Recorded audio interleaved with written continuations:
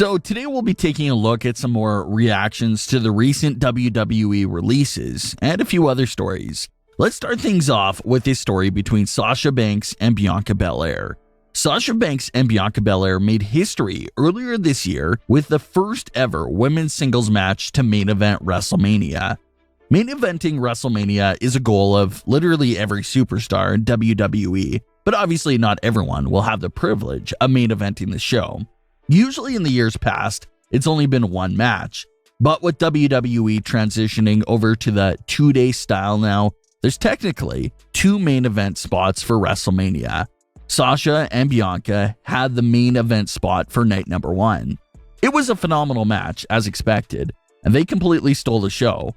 For Bianca Belair, it was a massive win and successful WrestleMania debut for her. But for Sasha Banks, she fell to 0 wins and 6 losses at WrestleMania.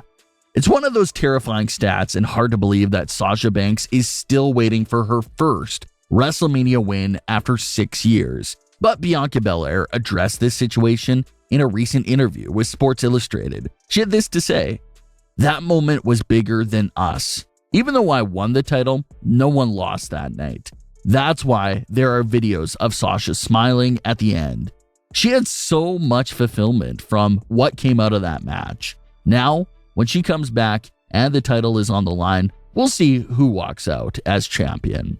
What Bianca mentioned there is true. Fans in the front rows of WrestleMania recorded Sasha Banks when she was by the barricade after the closing moments of the match, and she just couldn't stop smiling at all. Like Bianca said, the loss didn't matter. Bianca walked away with the title, but no one actually lost that night. That's why Sasha Banks couldn't keep it together and had this huge smile on her face, because the dream was completed. She main evented WrestleMania just like how she always imagined. So it was just a moment that was just way bigger than wins and losses. Bianca also teased a rematch with Sasha Banks and said that's going to be the match where we see who the real winner is. Another match between Bianca and Sasha isn't really news. This is something that we most definitely expected to see once Sasha Banks returns. Sasha's last appearance was on SmackDown after WrestleMania. She was asked for her reactions to the WrestleMania outcome, but she stormed off the interview without saying a word. Sasha hasn't been seen since then, but she is being advertised for the Money in the Bank and July 16th edition of SmackDown, so she will be back soon, and SmackDown really needs her more than ever. With the recent WWE releases and even more releases on the way, the once stacked SmackDown women's division is starting to get depleted as well. SmackDown has the smallest women's roster out of all the other WWE brands. SmackDown's women's division only consists of Bianca Belair, Bayley, Liv Morgan, Sasha Banks, and Carmella. Then, for the SmackDown women's tag team division, it's pretty sad and pathetic, but the only team left is the tag champions themselves, and that's Natalya and Tamina. And with Sasha likely out of action for the next few weeks, that leaves Bianca Belair with only 3 other women to feud with in the entire division. So it's basically an emergency situation over on SmackDown. Mia Yim was supposed to be on her way to SmackDown, but the way they've been doing things lately, things can get canceled at a blink of an eye, so no one knows what's going on there. The entire women's tag team division now has literally 2 teams.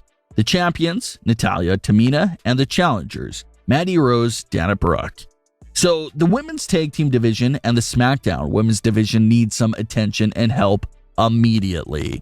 Fans are discussing the possibility of WWE possibly joining Raw and SmackDown's rosters, since they're getting rid of so much talent. So that's something we'll have to keep an eye on as well. Speaking of SmackDown's women's division, one of the women that were just let go from the roster was Ruby Riott.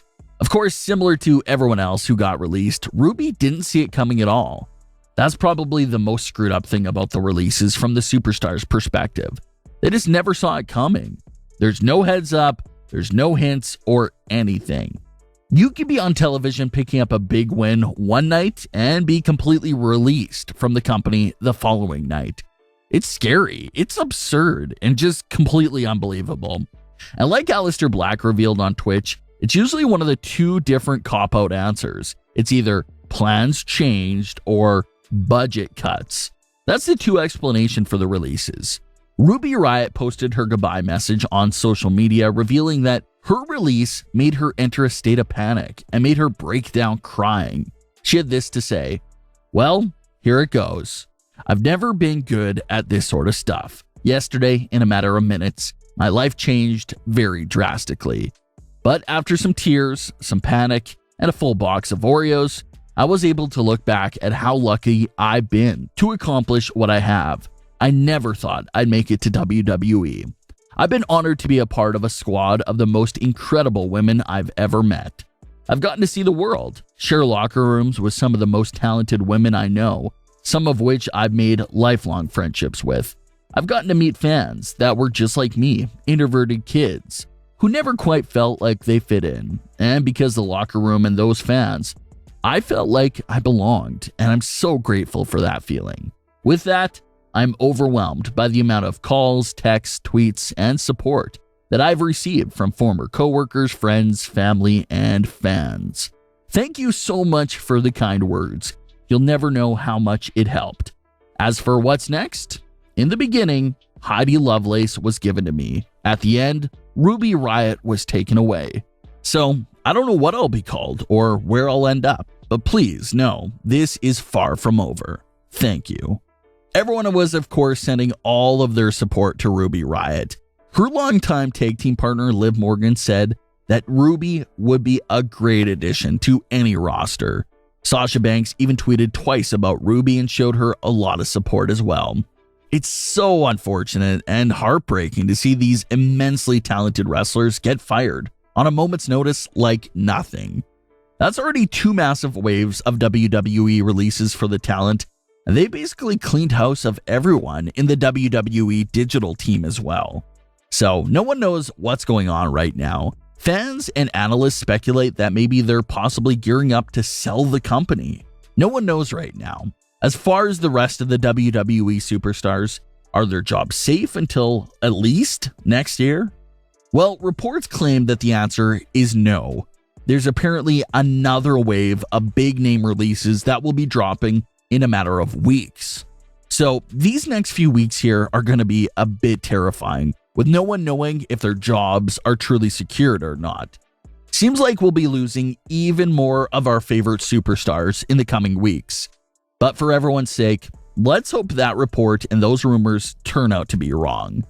Don't know what the logic or the plan here is, but they're removing a lot of talented performers with their shows already struggling. So what happens next? Like we mentioned before, the entire women's tag team division is completely destroyed and non-existent after this wave of releases. So how much damage would another wave of big name releases do to the roster? It's really scary though, but we're unfortunately going to have to wait and see how that entire situation unfolds here. But what are your thoughts on today's stories with Sasha Banks and Bianca Belair and Ruby Riott's reaction? Leave your comments, don't forget to subscribe with all notifications on, and leave a like if you enjoyed. Thanks for watching, guys.